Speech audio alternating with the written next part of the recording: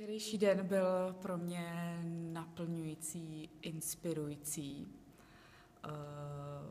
Uvědomila jsem si spoustu věcí i na sobě, bylo to hodně sebepoznávající. Už jsem byla na pár školeních o typologii, ale tohle si myslím, že si musí spousta lidí opravdu zažít.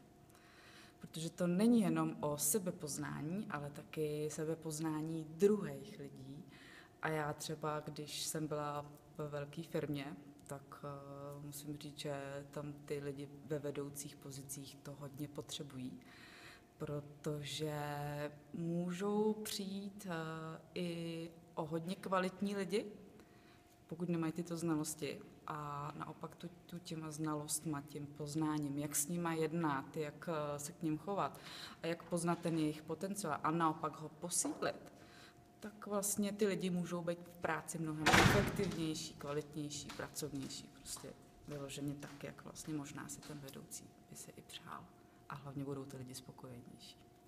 Když je spokojenost, tak jsou výsledky.